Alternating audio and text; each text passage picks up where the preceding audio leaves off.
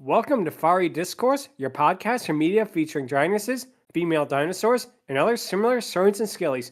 I'm your host, Ludmillanon, and with me are my co-hosts, Angron, Mathmachine, and the Shark.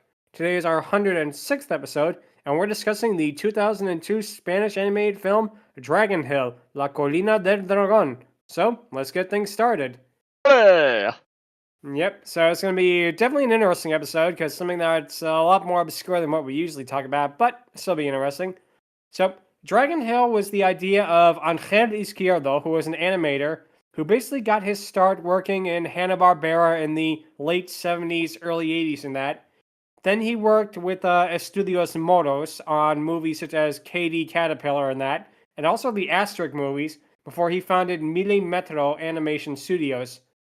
Dragon Hill was released in 2002, and this is their first and arguably their most successful movie that they would ever make. The movie is about a young boy who basically stumbles into a magical land of dragons, and in my opinion, it's a really good time. It's like is it on the level like what Disney or DreamWorks is doing? No, but it's a lot better than a lot of the other animated movies from like Fly By Night Studios and that. Basically, go ahead, Angron. And technically, it's Universal. Yeah, it was dubbed in the UK, most likely. The dub is unofficial by all accounts for the most part, but it exists, and honestly, we'll get to that when we get to that, but I honestly had a good time with it. Yeah, I'm a same filthy here. dubber. yeah. I watched the original language version for once, so it's going to be very interesting. Oh, go ahead, Matt.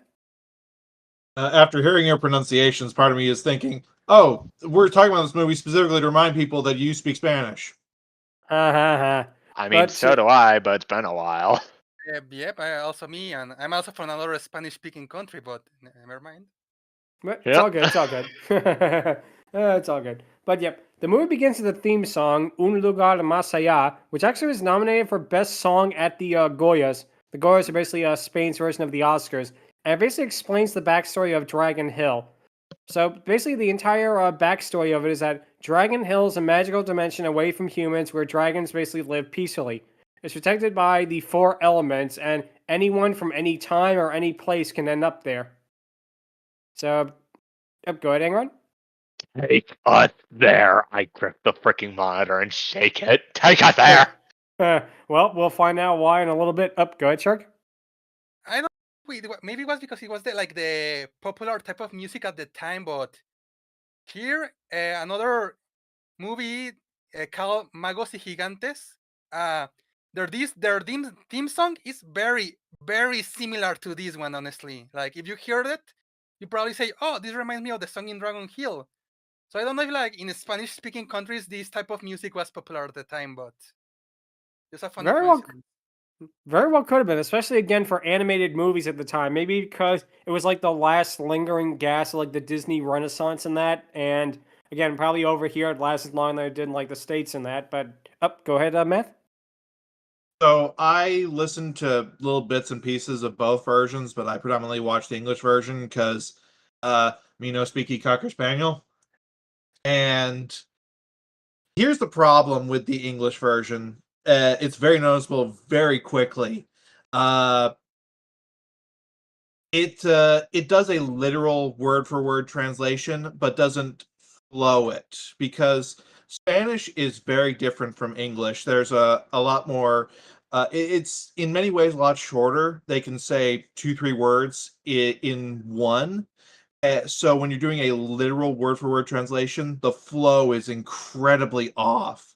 And that has thrown it so that you're having to go really, really fast, or you've just made it so that you're saying 5 things when you would be saying one in, well, the flow of a song for this example, but for every other bit of dialogue as well. And that's created way more problems than you would think.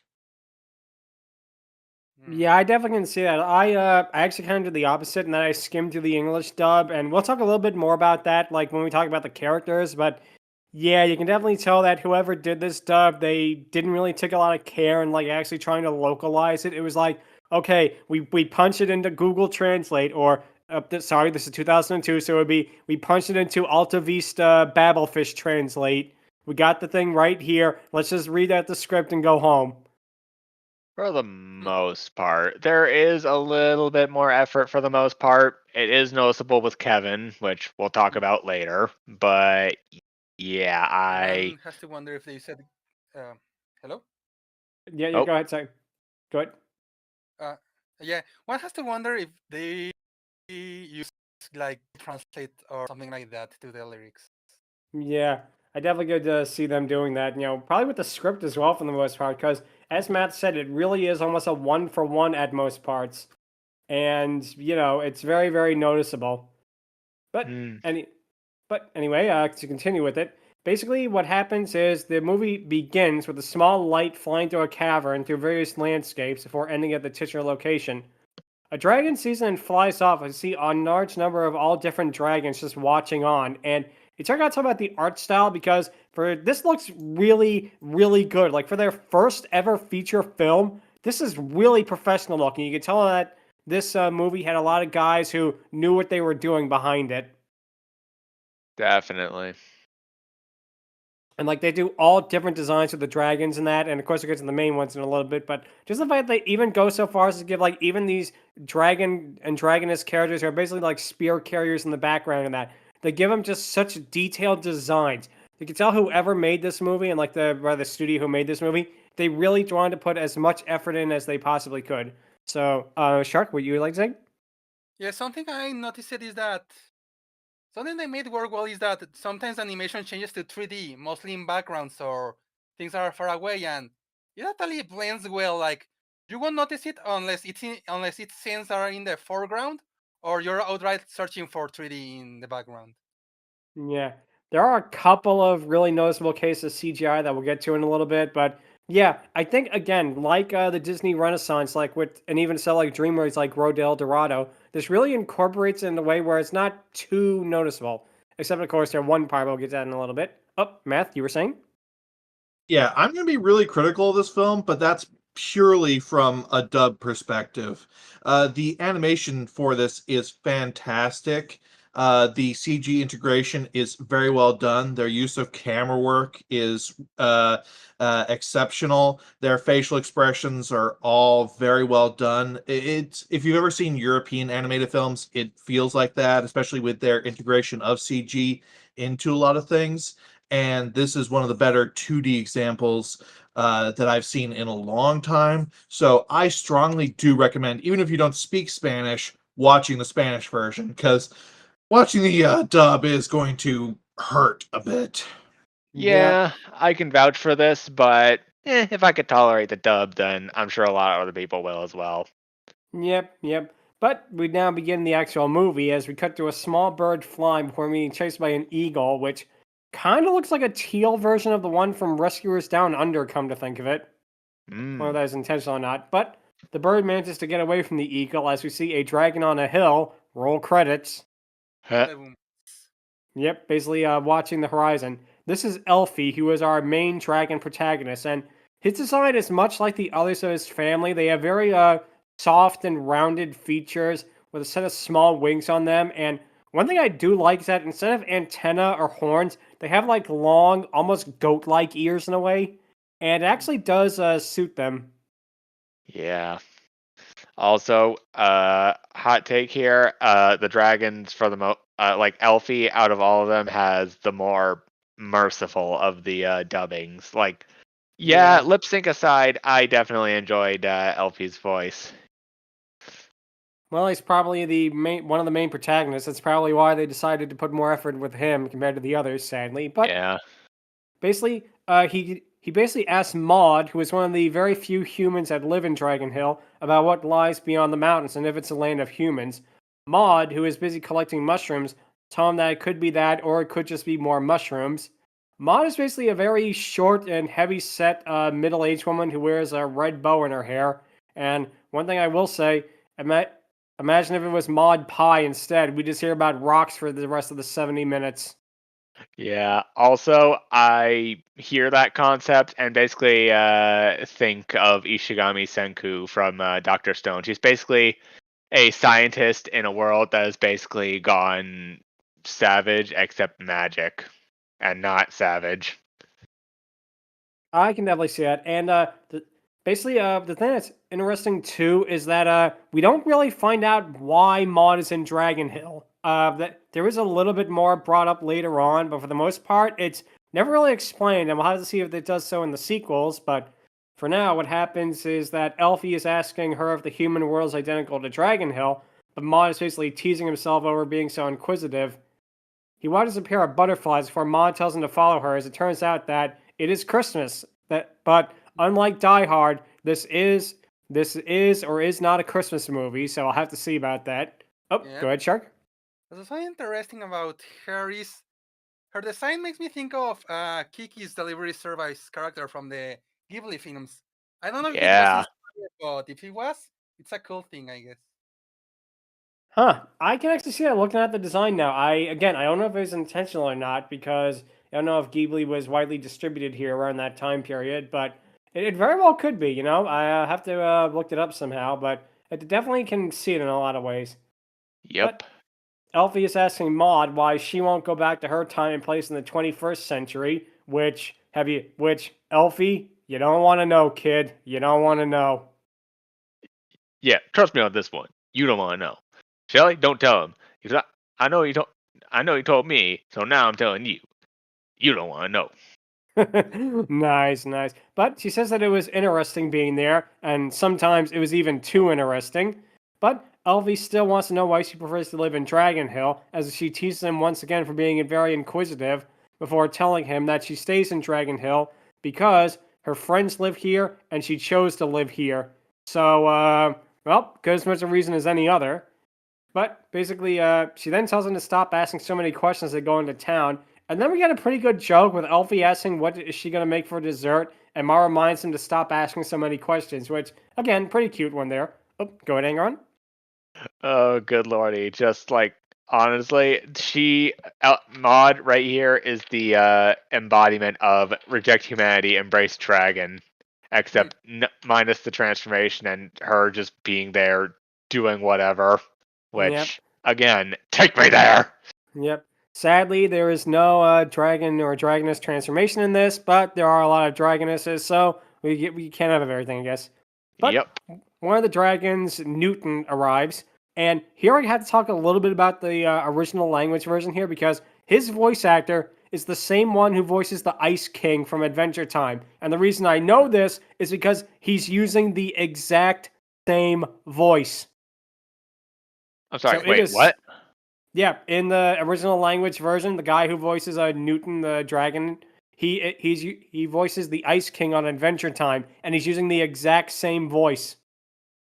Well, dang, that is interesting. Like, I can just imagine freaking the Ice King being there and just like, oh, hey, I'm not doing the Ice King impression here. It's all good. But yeah, there is another voice actor who has another set of very interesting roles that we'll get to in a little bit. But for now, let's see. Math, what would you like to say? This is another reason I don't like the English dub. You guys in Spanish got all these acclaimed and well-established voice actors. We, for the English version, got like John on his third job ever. I honestly blame the UK for that one. Yeah, but still, unfortunately. it's not as bad. Shark? Yeah, the whole stuff when voice actors share characters is really funny because, for example, in Brazil, Goku shares his voice actor with SpongeBob.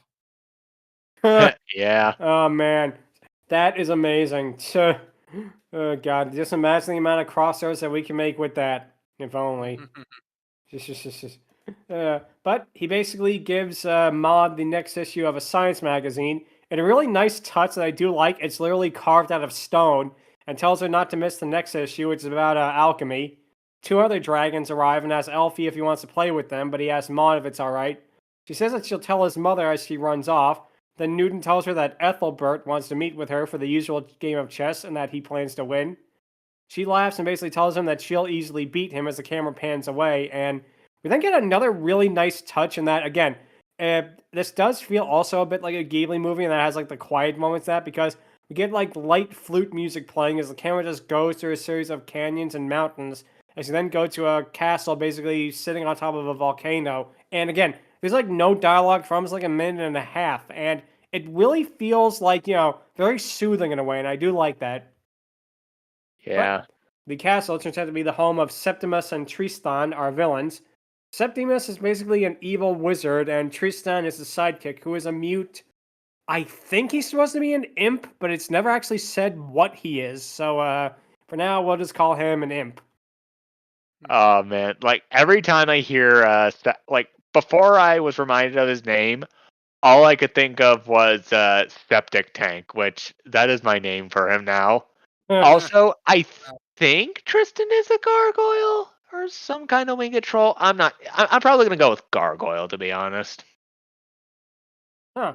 I can kind of see that actually looking at him. I would say he's more like, like a imp or like a goblin, like the one from a Black Cauldron, but I can definitely see where you're coming from. Oh, Shark, what would you like to say? Yeah, the first time I saw his henchman, I was like, oh, so this is what happened to Klungo after Banjo-Kazooie Nuts and Bolts. Nice. Well, it's better than Banjo and Kazooie Nuts and Bolts, so at least there's that. Sure. But yeah, basically what happens then is that Septimus says that an honest person with a pure heart is what's needed in order for his plan to come together. He says that he's going to summon whoever is needed to open the door. He tells Tristan about the carvings on the pillars before him and how they need in order to get out of Dragon Hill. He said he managed to decipher them after a very long time, then says that Ethelbert made a large mistake in letting them live in the Forgotten Temple. He reads the inscription that basically says that further than the Moon Kingdom, where the sea and the land meet, the 4 elements and 4 pillars are what is needed along with an innocent soul to return you from whence you came. And I do like the joke of Septimus immediately after reading it. He says, "Oh, how unoriginal," which again is a really, really funny one. And I do know that in the dub, they gave him a British accent, which kind of fits him in a way, even though in the original version he has more of almost like a Eustace Bag type voice, believe it or not, in the original version, which definitely suits him really well. Stupid dragon, you made me look bad. Hadoof! Yeah. He also, believe it or not, he's very reminiscent of Dr. Doofenshmirtz. Oh, yeah. Like, you can definitely get that vibe just looking at him, the way he moves and, like, his design and that. I very easily could have seen when they showed the castle, Septimus Evil Wizard Incorporated! Yep, Septimus Evil Incorporated. Classic. Oh, man. But he says it wasn't easy to find basically someone who was pure of heart, but he finally did it. He approaches his crystal ball and says that not even Ethelbert knew that he could find one, as he looks in it to see a young boy walking. He then asks Tristan if he remembers how they got to Dragon Hill in the first place, as we have a flashback. And here we get one of the few things that is unintentionally funny, because when they do the flashback, they play a sound effect that, I swear, is lifted directly from Microsoft PowerPoint. Oh.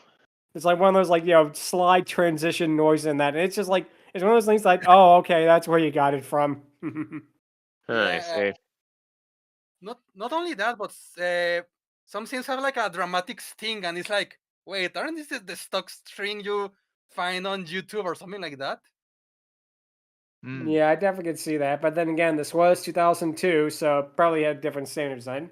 But we then cut to another castle as we see Septimus and Tristan are holding a torch in the rain as a Viking longboat arrives. And it's here where we get probably the worst looking effect in the movie, because this Viking longboat is made out of CGI, and this really does not look good. Like, even for 2002, I have to admit, this is not a good effect, because you can see even like the wood in that, it doesn't have texture. It's like it's a brown log of a ship in that, just floating there in that. And the water effects are good. I give them that the water was CGI, and that looks great. So I don't know if they just took a stock PNG of a Viking longboat in that or whatnot, or a render that came with the computer software, but definitely kind of a letdown compared to everything else. Oh, go ahead, Shark. My guess is that they said, "Oh, it's a scene in the night. It's gonna be dark. Nobody's gonna notice." We noticed. Yep, we very much noticed. But the Vikings on the longboat notice Septimus's torch, and they say how it's going to guide them to land where they can take the nearby town by surprise. The Viking captain says that with Septimus betraying his own people, they're going to easily be able to conquer the area. One of the Vikings asks if they're going to share the treasure with Septimus, but the captain basically says that's what he thinks, and after his attack, they're going to basically end him. The rain puts out the torch as Septimus demands that Tristan finds a way to light it again. So I guess this means that Septimus is not going to do a good job as the torchbearer at the Fry Cook Games. Yep. I now declare these Fry Cook Games open! Psh! Please stand by. Yeah, classic. But Yep. And he said- Lightning Larry Luciano is still going. The band's like, Yep, that too. But he says that he needs the torch, or otherwise the Vikings won't be able to get there. However, all of a sudden, lightning immediately strikes the torch and causes both of them to vanish as the Viking longboat crashes against the rocks and is totally destroyed. Oh, go ahead, Angron. Zubea, it wasn't me. Yeah. Yep. Well, Zubea probably did a good job with that in that case, because she saved wherever that town was. Yep. But it turns out where Septimus and Tristan went to was no other than Dragon Hill, with Septimus still demanding that the torch be lit before realizing where he is and recoiling in shock. Sitting right there is Ethelbert, who is the leader of Dragon Hill. His design is basically a combination of like Elfies, and I very much see influence of like Singe from Dragon's Lair in a way, especially with like the way he does like the beard and that. I'm very, very similar with that. But it's here we get to one of my favorite facts about the voice acting in this. He shares the same voice actor as Heavy and Medic from TF2. Okay. That is that's pretty jarring. Like, I can hear Dr. Doofenshmirtz and Heavy just doing ad libs of each other, but strangely enough, I hear Ethelbert's dub voice, and all I can think of is Optimus Prime. Like, no joke. I imagine Ethelbert's Doofenshmirtz thing going up against Ethelbert's Prime thing going up against Septic Tank's Doofenshmirtz thing, where I was like, why throw your life away like that? Like, I really don't understand. This doesn't make all that much sense. And Ethelbert's like, that's a question you should ask yourself, Septimus. I definitely can see that crossover. God, if only we got that. But Yes. what we get here is still pretty good too. Ethelbert Yeah, instead basically, we got freaking oh god, now I'm imagining Eustace Bags going up against Heavy. Nope, ain't getting out of my chair. I'm going to kill an even you. better I'll crossover. kill you. Great. But basically, he tells them that they're in Dragon Hill. He tells them that they're in a place where they cannot harm anybody, and then calls out Septimus for being an evil traitor and that. Septimus tries telling him that he's a powerful wizard, but Ethelbert just tells him to shut up. And in the Stranger version, he literally just says "shut up" in a really funny moment there. He says that he's nothing but a poor, miserable wretch in that. He says that they can leave freely in Dragon Hill as they can't cause any harm, but they can never leave. So, oh well, guess it sucks to be him in that. But we then cut back to the crystal ball, and the weird thing here is that we immediately cut to somewhere else, like to go in and actually see what happens. Go ahead, Angron. Like, honestly, that's kind of an interesting situation. Like, on the one hand, that's kind of Septic Tank's hell at that point. He is stuck there with no way to get home, and basically surrounded all these loving, peace, whatnot dragons who have greater magic compared to him, likely, and are no doubt capable of owning his ass if given the chance. But they don't, because they're basically the ponies of G4. They're doing it for the sake of friendship. But it's also kind of putting Ethelbert and the other dragons at a bit of a standstill because they're keeping pretty much a guy who has committed espionage, more or less, in a place where there's like gold, jewels, and all that nonsense. And Septimus is pretty much free to do his own machinations, and part of that includes, trying to find a way to escape and capture, the person who trapped him there in the first place. Kind of counterintuitive, but you do you, Ethelbert. You do you. Yep, very well said. Shark? My punishment is getting to live in a world with dragons and dragonesses. One of them being one of the ones we're going to rate. Oh no! How terrible! How terrible! Truly, this is the greatest punishment of all. Math?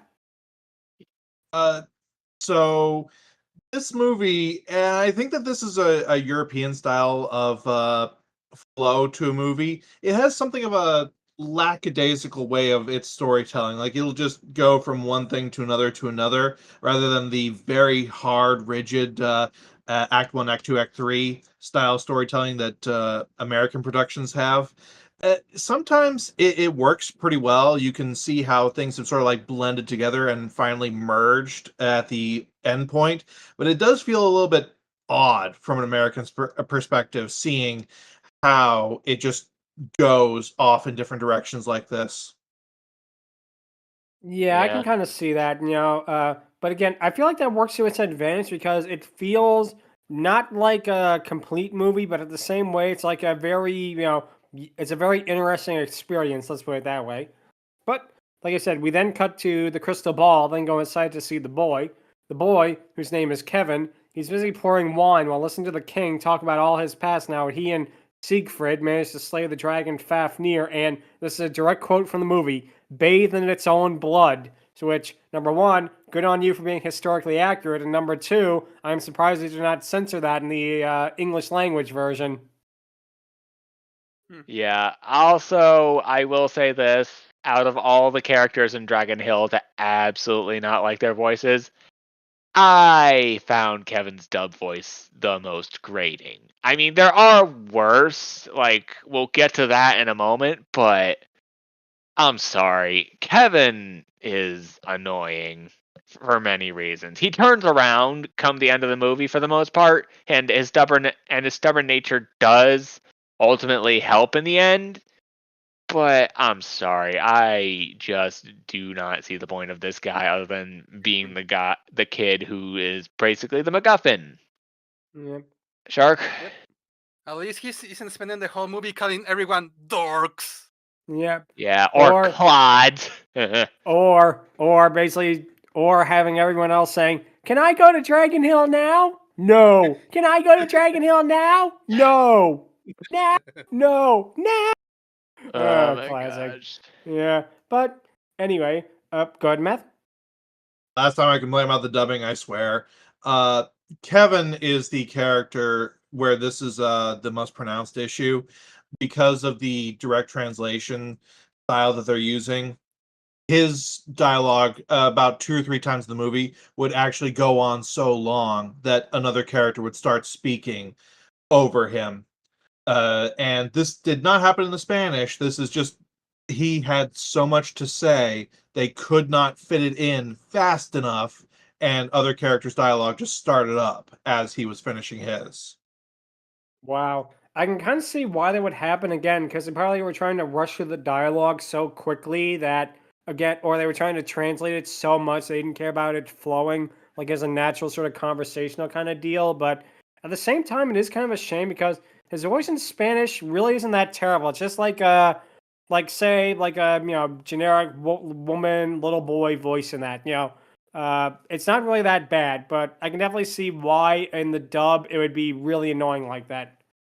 But what happens is Kevin is basically too busy engrossed in the story that he ends up pouring the wine on the table. He apologizes for his actions. The king says one day he might be like Siegfried. The king toasts to both their deeds of the past and the future. We then cut back to Kevin as he fantasizes about him being a brave knight and chases his dog with a stick, pretending he is a dragon as well. The dog hides in a suit of armor before falling out as Kevin chases him once again. Kevin then sees a tapestry with a dragon on and pretends that it's Fafnir and that he's going to slay it, only for the cook to arrive and hoist him up, saying, "I didn't know your skills with those utensils." And the thing that is interesting, one thing I do give the dub a little bit of credit for, they gave this guy a Scottish accent, and I give him credit, it fits. It actually does fit, because he has kind of like a groundskeeper Willie kind of look going on, and I think because of that, it actually does suit him somewhat. So it's one thing that I will say that the dub did pretty good. The Spanish version basically gives him a very gruff, tough guy kind of voice in that. Oh, go ahead, Angron. I'm so drunk I can barely see. I can imagine this guy saying that. Oh my gosh. Nice. Matt?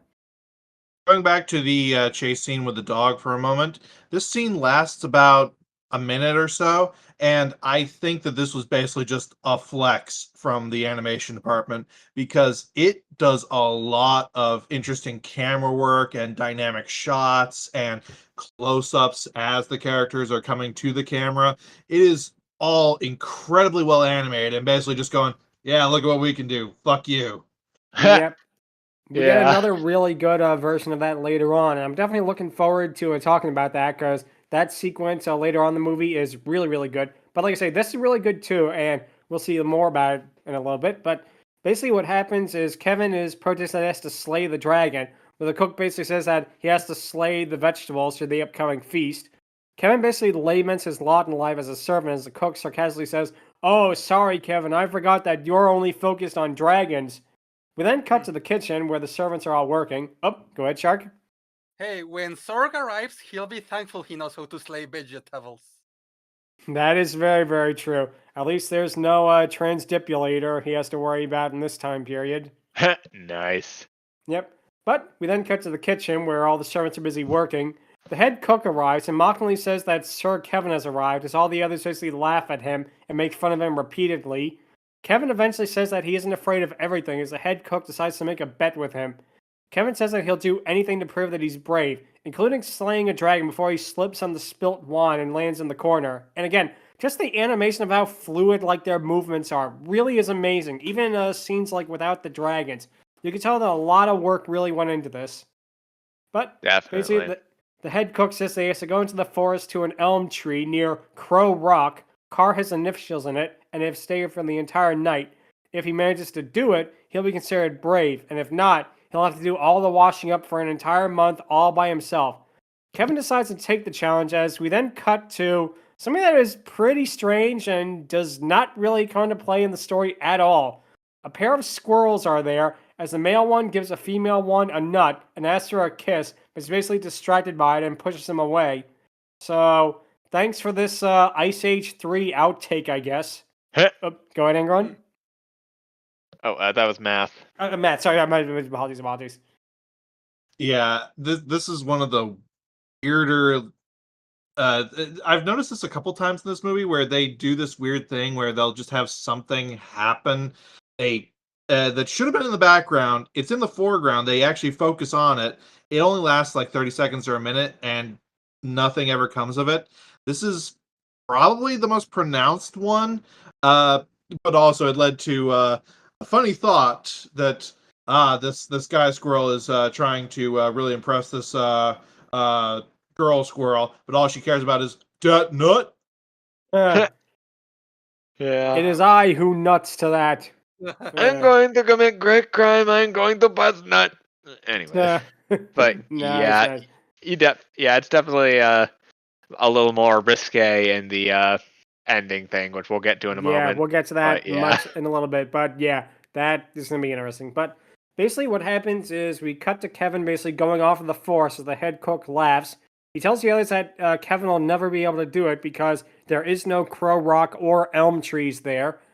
Kevin says that he knows that the others are making fun of him behind his back, but he still wants to prove that he's destined for great things and to do more than just to work in a kitchen.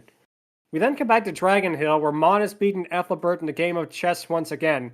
Ethelbert wants to know how she did it, as she basically brags that he's too outdated and antiquated, while she's using the scientific method. And it's here we get, again, a funny thing, and again, I think it works because the original Spanish language version, the voice acting is so good, especially in this part. Ethelbert basically cuts her off and basically says he hates how she's so much of a know-it-all. She starts ranting and says, "Oh, why don't you recognize my intellectual superiority?" And when Ethelbert says, "Okay, I admit it," so basically says, "Oh yeah, well your tone isn't very convincing," and it really is funny. And again, it's the voice actor's delivery that makes it, which makes the dub version really kind of a shame in a way. Go ahead. Yeah. Also, I'll say this: it's basically the one time where Senku pretty much trumped Optimus Prime.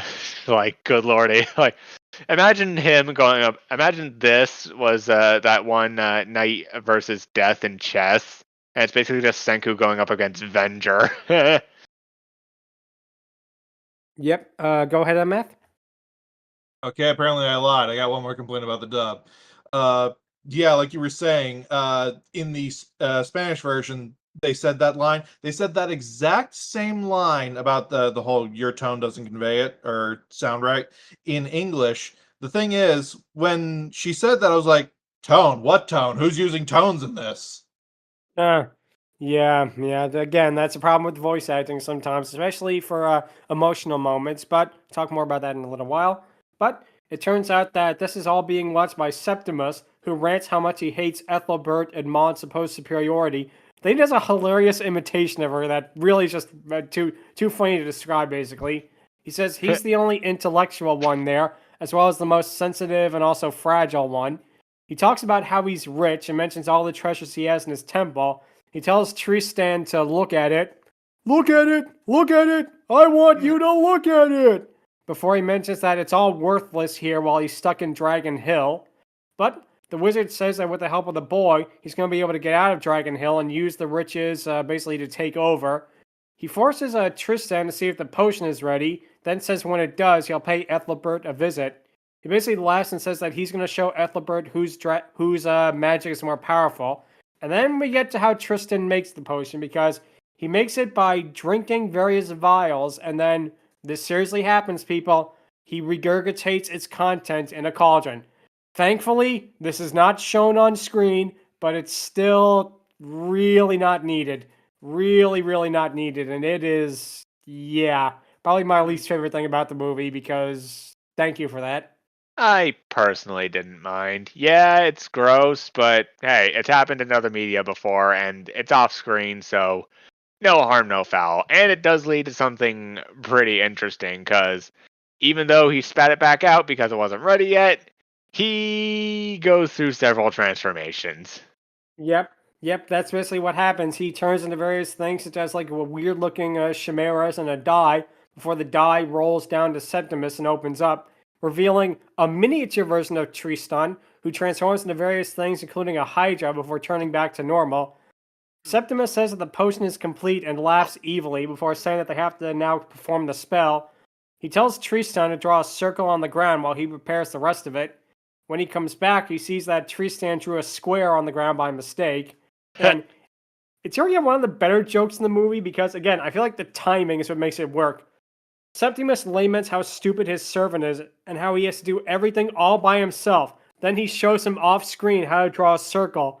But when we cut back to it, it turns out he drew a triangle instead and says, if you want something done right, I guess you have to do it yourself. Which, again, the confidence he has in his voice, so that's really what makes it so funny. Go ahead, Math.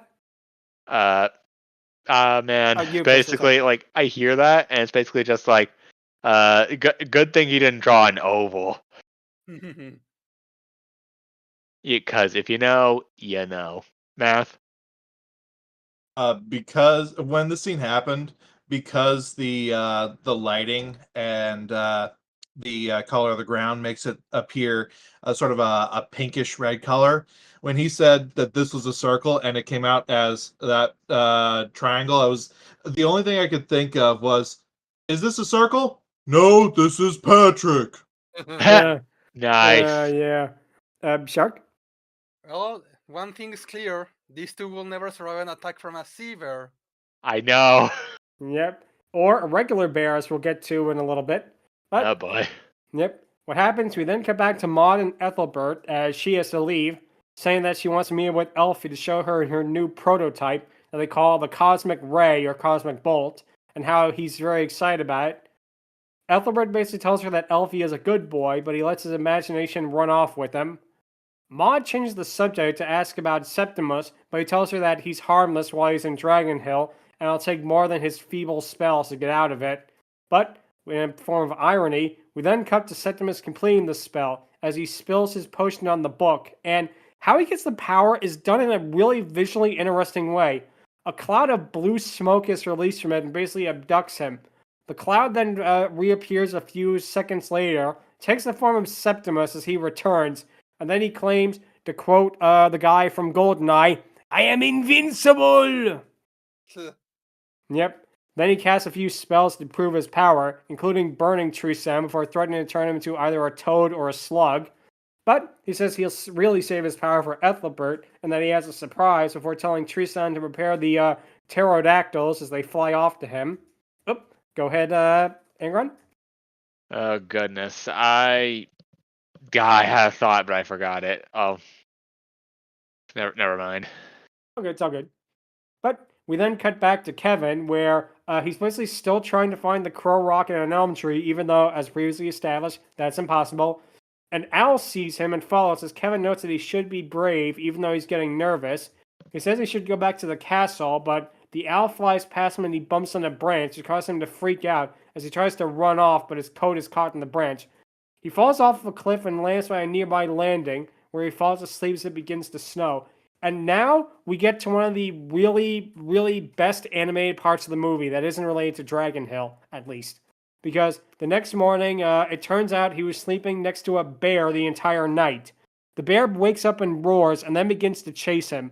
And this ensuing chase sequence, and even the bear in general, is really well animated. Just the way it moves and it roars, and like the red pupils they give it. It is such an imposing figure that they really, like, the scene with the dog chase at the beginning was equally impressive, but this, I'd say, actually outdoes it in a way, because this is really, really well done, especially for a first-time studio's first feature film, you know? It really, really is well done.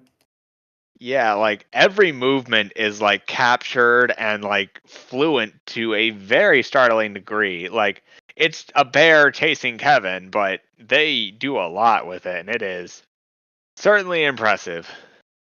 Oh, definitely, definitely. It's one of the highlights of the movie that isn't related to Dragon Hill, that is, of course. But Kevin eventually climbs onto a branch, and the bear swipes at it, breaking it and causing Kevin to fall down into a rushing river. The boy basically falls down waterfalls and into a mysterious cavern where he goes down a whirlpool. And it's here where we cut to to a series of... Oh, go ahead, Shark, before we get to With my last red, I cursoid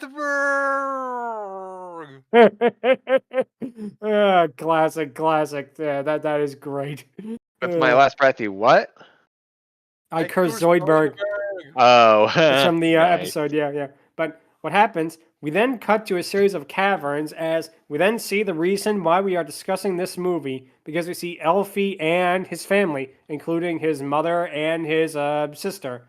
Now, Elfie's mother is called Gala, and her design is very much like the others, and she basically has more of like a dark green / tealish form with a blonde hair, which actually really does suit her. And she is, no joke, probably one of the most bottom-heavy dragonesses that we have talked about to date.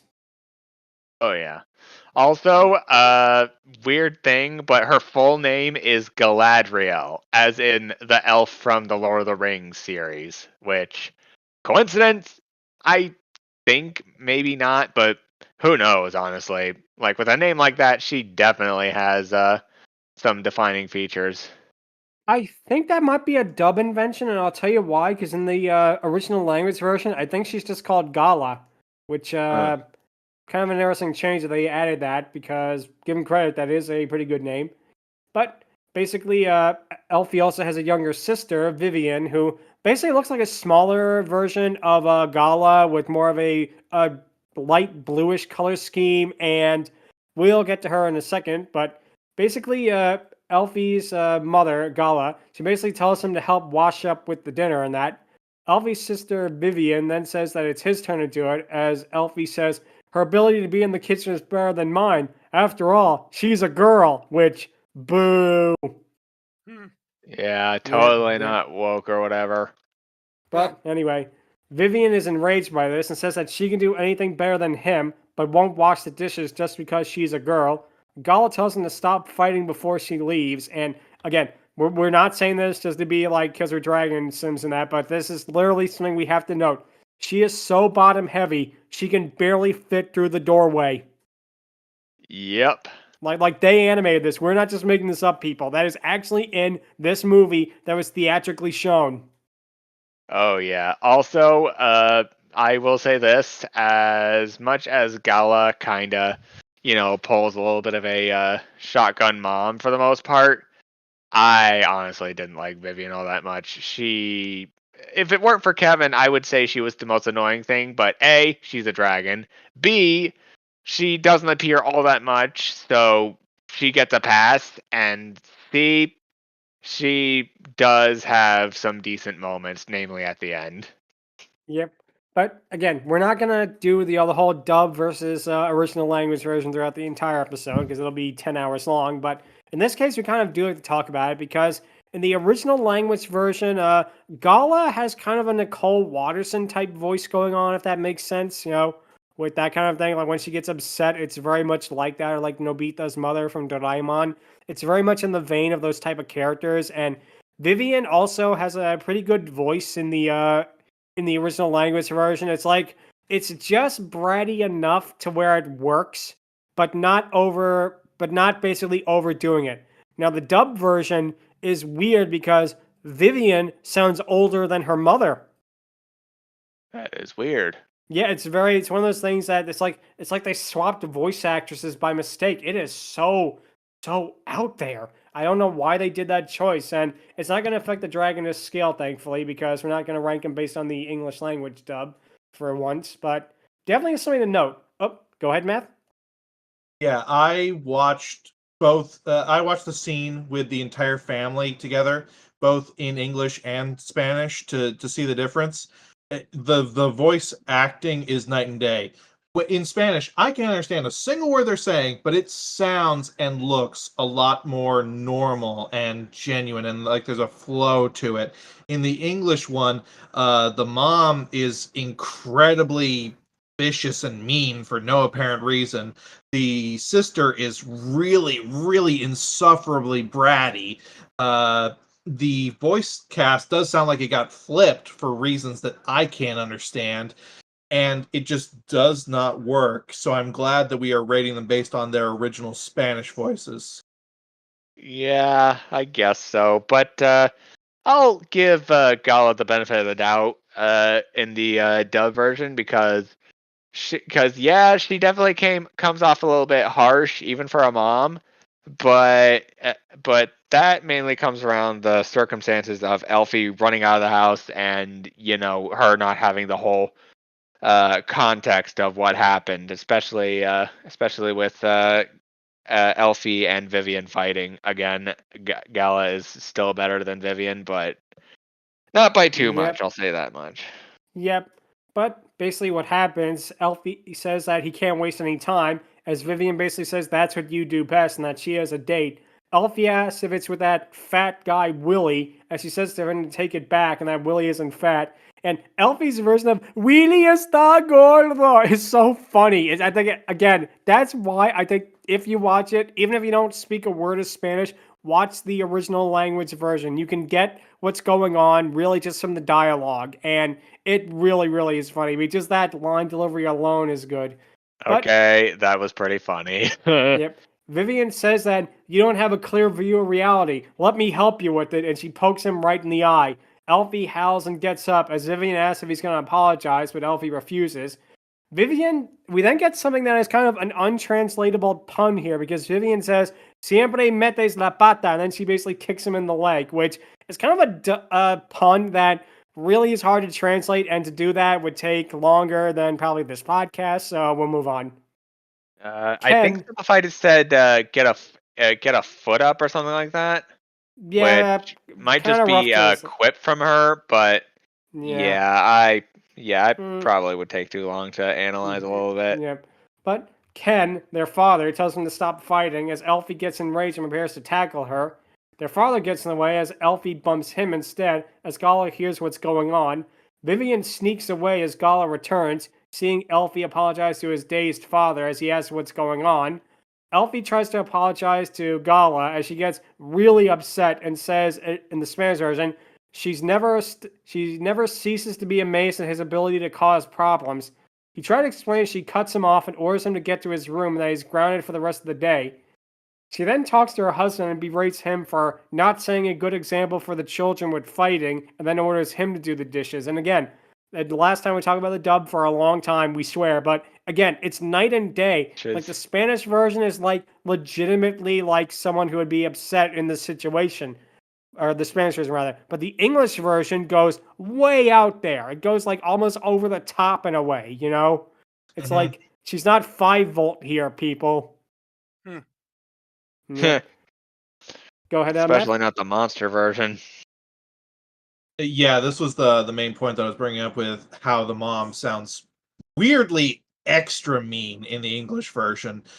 In the Spanish version, it sounds Uh-oh. natural, and it sounds like that normal level of disappointed and anger that you would have at a situation like this. In the English one, it sounds like she is just like Queen of Hearts, extremely aggressive for no reason. Yeah, it's something that is definitely pretty weird. But what happens, we then cut back to Elfie in his room as he laments that it's not fair. He wants to see the cosmic ray and that no punishment will stop him. He sneaks out through a hole in the cave, claiming that he's not going to let any domestic disputes stop him, and that if caught, he'll be in trouble, but that's the price to pay, and that he'll fly off on wings of glory. I love the little detail of his wings flapping as he jumps across a tiny crevice. That is such a cute little detail to do. Absolutely. They don't use wings all that much, and yet Elfie using them is very adorable. Shark? Very, very much. Yep, go Yes, ahead. it was fun when the animal characters do use stuff that humans don't have to express, like the wings here or their tails or antenna. It's a neat detail that the animators don't have to do it, but they do it because they want to. Oh no, like I say, it's definitely a really nice detail, and again, I'm so glad that they actually put it in there. But what happens next, basically, is we cut to a windsock as Maud is waiting by a tail before Elfie arrives, and it turns out that the cosmic bolt, or cosmic ray rather, is an airplane, as Elfie is just amazed at it. I tell you that the plane has like a tiny model of a dragon's head on the propeller portion. That is a really cool detail there. But Right. yep. Yeah, Maud, dragon plane, hands down. Yep, definitely a really fun little detail there. Oh, go ahead, Matt. The movie was Balto 3 before Balto 3 was Balto 3. Nice. That is also very true. But we then cut to, not cut rather, but we then see him reaching into a box for a pilot helmet with goggles. Then he hops in the cockpit as Maud also gives him a pizza as well. Elvie takes off as he flies through the sky with a look of determination. We then cut to a cavern as we see Kevin sleeping on a large throne before waking up and seeing Ethelbert. Oh, before that, go ahead, Angron. Good lordy. I'm just imagining this and I'm thinking, oh, good lordy, let's hope Launchpad doesn't freaking fly that plane. Yep. Well, at least there's that. You know, at least he's not here, sadly. Yep. But we then cut to him seeing Ethelbert, Kevin. He's basically freaking out and begging not to be eaten. But Ethelbert puts him down and asks if he knows chest. We cut to Kevin eating as he thanks Ethelbert, with the boy trying to wipe his mouth with his sleeve before Ethelbert tells him about napkins. He does so, then asks the dragon where he is and how he got there, as the last thing he remembers is getting caught by the current. He mentions he's a good swimmer before fighting against the current and then seeing a giant sea monster, but then he realized that, of course, he's exaggerating and apologizes about it. Ethelbert basically explains to Kevin about Dragon Hill and says how he holds the key to the gates that would let him out, but not in. He says all about how various humans have arrived at Dragon Hill, with some staying and others leaving, but he is the one who holds the key to make that decision of who can stay and who can leave. Kevin asks how he got there, as Ethelbert mentions the 4 elements and that Kevin came via water because of the whirlpool earlier. He shows Kevin how he came from the nearby waterfall and how he was both unconscious and very wet, to which I say after seeing this waterfall, man, Kevin's an idiot. He could have just used a Swampert to use waterfall and go up and he would have been fine. Yeah. Yeah. Also, interesting tie-in with the 4 elements and him accessing Dragon Hill via water and whatnot. It's that little touch of world building that definitely makes this feel like a place I definitely want to visit. My gripe is that there's not too much world building here, which, yeah, it's a place full of dragons, so I get that. But at the same time, we could definitely have done a little bit more, if that makes sense. Yeah, I definitely can see that. Again, it's kind of a shame that they didn't do that, but at the same time, we do get a lot of other good character moments, so we do get that at least. But Ethelbert adds that it's probably best if Kevin returned home, as his loved ones would probably be waiting for him. Kevin asks how he can get back, as Ethelbert tells him that it's not that easy.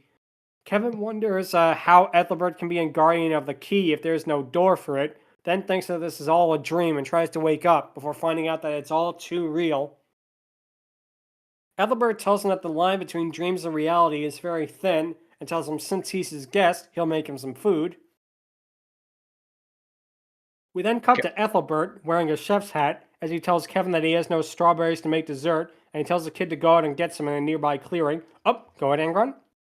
Oh, good lordy! Like cutting from Ethelbert being this kindly, like going from Ethelbert being the ultimate keeper of Dragon Hill and basically being this all-powerful guardian sorcerer to him just basically having a chef's hat and be like, "Hey, would you like some strawberry scones?" And it's just like it's jarring, but in a funny way. Like I really like that. He's super powerful and yet has the sense of humor of someone like Zubair or something like that. Oh, definitely. Math? One of my favorite parts of the conversation between Kevin and Ethelbert was Kevin at one point asked a question, and Ethelbert said, "That's a good question," and then refused to elaborate on it. It was very much a reminiscent of the Shrek "good question" meme. I thought that Ethelbert was just Shrek posting for a minute. Nice. Nice. Shark? Yeah, something I noticed in this scene when they're about to cook, he does mention that he's going to cook with carrots, and my first thought was, oh, which dragon wished they had a human pet in their world? Nice. If only Doris was here, she'd somehow be more chaotic than she was in her own dragon land. Definitely. But Kevin then says he doesn't know if it's a dream or not, but it seems wherever he is, his destiny always seems to be in the kitchen.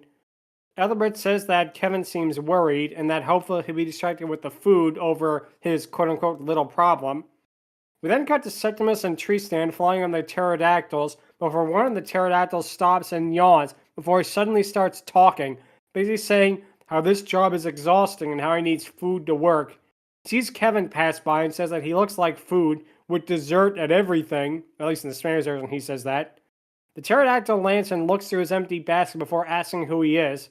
When Kevin says there's nothing in the basket, the pterodactyl asks what nothing even is as the pair gets into an argument. And again, this comments on another pun that might be pretty hard to translate because Kevin basically it answers the line, "No me digas nada sobre nada," which again, it's kind of a pun in that, but kind of hard to translate once again. But the pterodactyl then stares at Kevin and wants to eat him.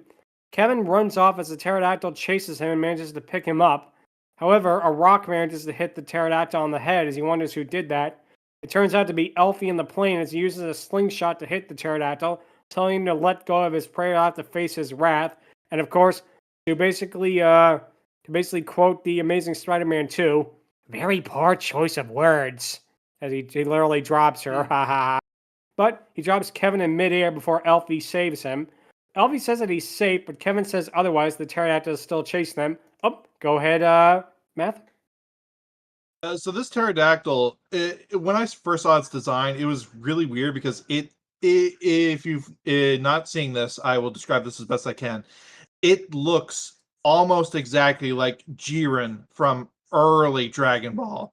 One the dragon-like character that was in the World Martial Art Tournament. I'm not sure if this was intentional or if this was just a weird coincidence, but the amount that they look and kind of sound similar, especially in the English dub, is odd.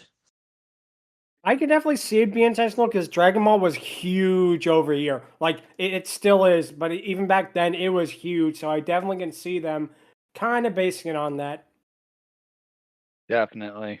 Yeah, makes a lot of sense that way. But with the English dub too, I'm surprised they kind of based it on that as well. But what happens is the pterodactyl is still chasing them. The pair fly away from him until the pizza flies out of its box and hits the pterodactyl right in the face. Of course, what they didn't show you is that it wasn't just flying out of the box, it was actually Squidward tentacles who threw it at him. This one's on the house! Yep. Nice. Yep. But basically, he says that he can't see and that whatever hit him tastes good before he crashes into the ground looking dazed. The pair continue to fly until Kevin realizes that they're in the trees. The two basically scream as the plane crashes off screen, with the pair of them stuck in the tree. Kevin, after all this nonsense, asks Elfie just one question. What is a pizza? Kevin, my man, if Peppino was here, he would be very, very disappointed in you. Mhm. Absolutely. Yep. But we then cut to Maud, wondering what happened to Elfie and that he should be back by now because of all the various factors as Vivian arrives. She runs up and asks her if Elfie is with him and that he'll be in big trouble, basically listing off all the chores that he has to do. Maud interrupts her and tells her that Elfie has better things to do than just chores, that he's there to help her on the plane project as her test pilot, and that he's not back, which is worrying her. She says that the plane had plenty of fuel and he was on the southwest, where there were no predators and the weather was good. Vivian, I like it a good touch. She actually is legitimately worried about him, as she wonders if he's crashed, basically. But of course, Maud doesn't know either.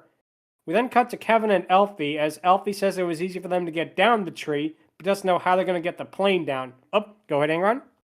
Okay, she gets that point, but yeah, I still give the higher points to Gala for many reasons, but we'll get to those later. Oh, Big same. reasons. Yep, we're definitely going to get to that in the Dragoness Scale, but for now, what happens basically is Kevin calls the plane a hunk of junk, as Alfie says that it's not junk. Interestingly, he calls the plane a flying dragon, which is both interesting world building and a little bit confusing in a way because, I mean, dragons already fly in universe, so it's kind of a weird thing to say. It'd be like calling a car a walking human, but at the same time, they live in a world completely isolated from everything else, so of course you'd have no frame of reference to it. Yep. He says that one day, whatever it is, will be made. Oh, go ahead, Shark. And yet they call pizza pizza. Yep. Yep. I guess that's something that's universal, so that's good.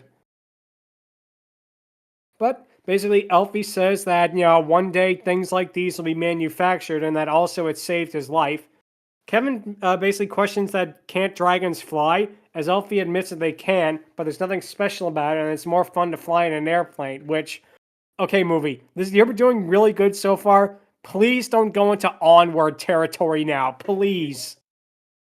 I mean, on the one hand, I understand that, but on the other hand, I will also stand by the freaking movie for the most part. So, Yeah. I get Also- it, but I also don't get it. Yep, go ahead, Shark.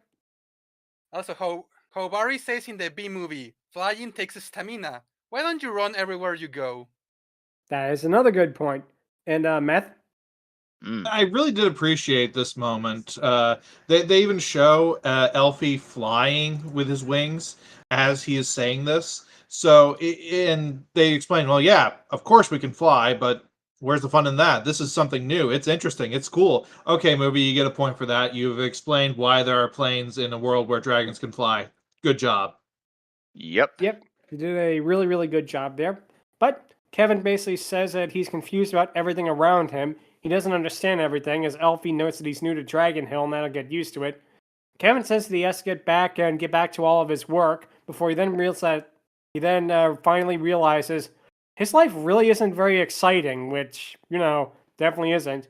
Elfie says that he has to do chores too, but thankfully nothing on the level of Kevin, before he tells him all about the Guardian. Kevin says all about Ethelbert and how he got there, the elements, and the strawberries, and it turns out that Ethelbert is Elfie's grandfather, which, gee, I wonder why. It's not like they have a similar character design or anything. Yeah. But he says that he's strict but nice and how he'll help him get home. Kevin says that all of this is strange as Elfie tells him about Maud from the 21st century, which confuses Kevin even more so. Elfie says that they'll go back to Ethelbert and introduce each other.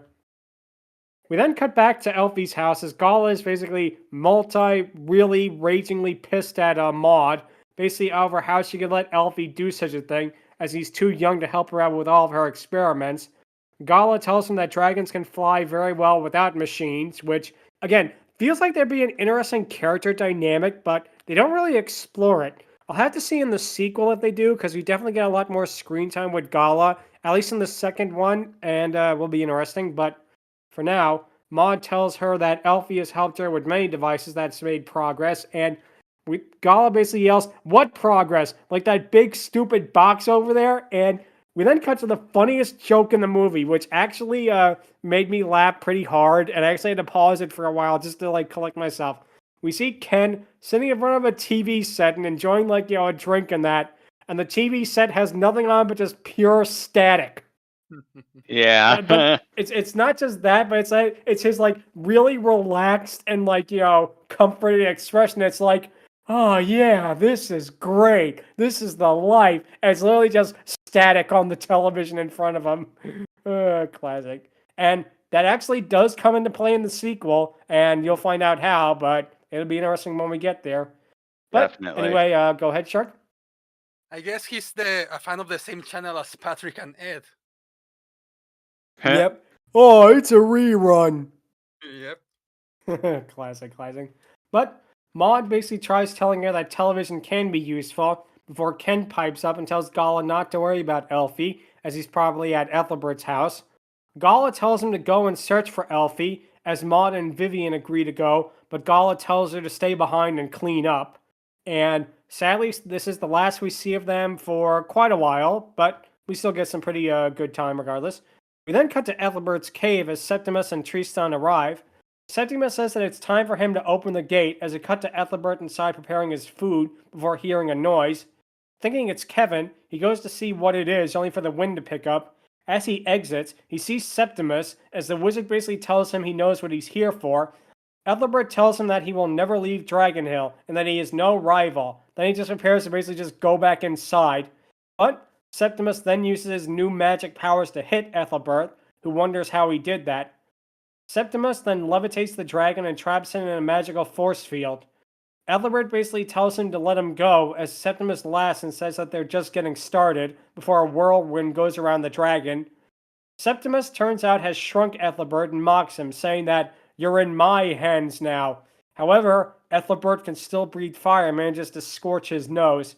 I do like the part also that's pretty creative here. He traps Ethelbert in a jug and he basically tosses it aside before picking it up to taunt him.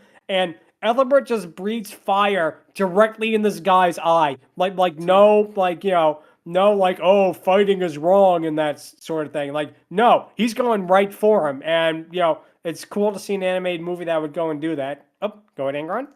Honestly, this is absolutely okay, what was I gonna say? Oh yeah. Honestly, this is like some Superman mixes Pitlick levels of hilarious, because like you got one guy who's serious, no nonsense, not taking the other person's shit, and we got another who's basically just like taunting him and ultimately paying for it big time. It's like that one episode of the animated series of Superman where like every time Mixes Pitlick comes in, he gets sent back immediately by Superman, and it's honestly pretty hilarious. Yeah, that's a classic one. I definitely can see that kind of dynamic here as well. But what happens is Ethelbert breaks out of it as the pair have a magical fight, which turns out to be just them shooting various energy beams out of their hands, which, hey, they stole this for the last Harry Potter movie. But this at least isn't 3 hours long, so I guess this did it better. Oh, go ahead, Math.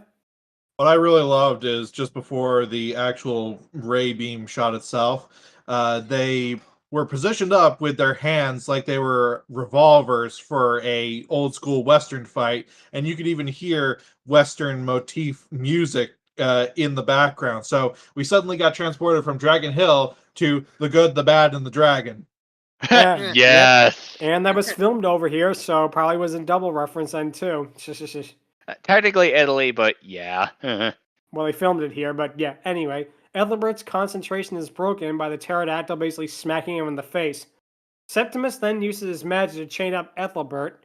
He tells the dragon about how Kevin is basically the way he's going to get out of there, and then knocks a hole in the ground for him to fall into. Oh, go ahead, Shark.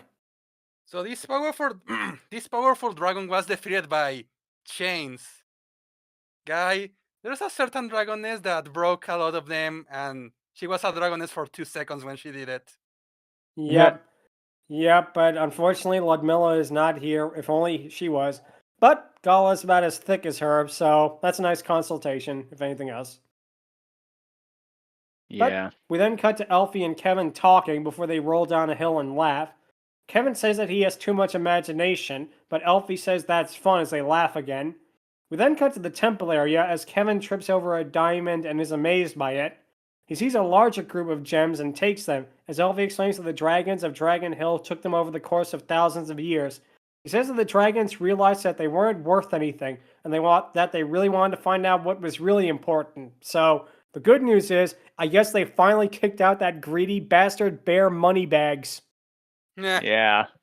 Also, I hear that, and I think of many, many ways they could use gold and gems like diamonds or rubies. Like, you got gold for wiring and other such things.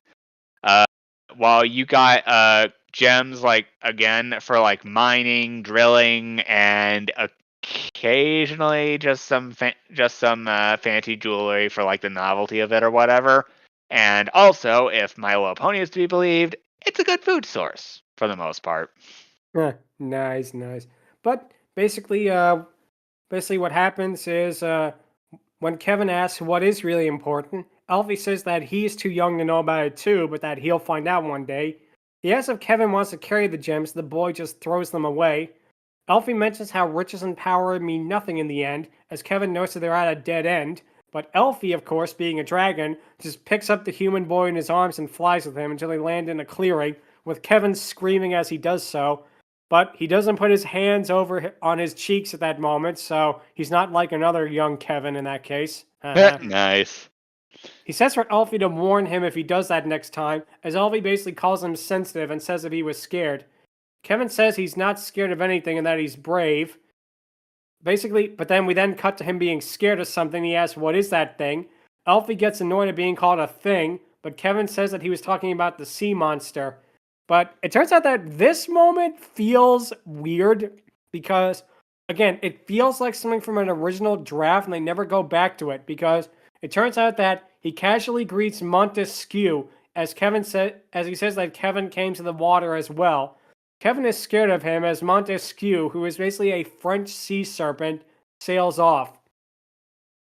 It's and French, Elfie says, Canadian. Yep. And Elfie says that he does that to all the newcomers, and it reminds him of, quote-unquote, his acting days, which raises a lot of questions that this movie is not prepared to answer. Some questions are best left unanswered. Yep, like last week. But Kevin asks if they're lost, but Elfie says that they aren't, and shows the seal of his grandfather, which are two entwined dragons. Oh, go ahead, Shark. To be fair, that what he says makes more sense when you consider something that happens at the very, very, very end. Yep, and we'll get to that when it happens. But yeah, there is kind of a payoff to it, which is pretty good. But basically, the pair enter through the front door, as Kevin asks if it's the right way, as he doesn't remember it, but Elfie reminds him he came in through the kitchen.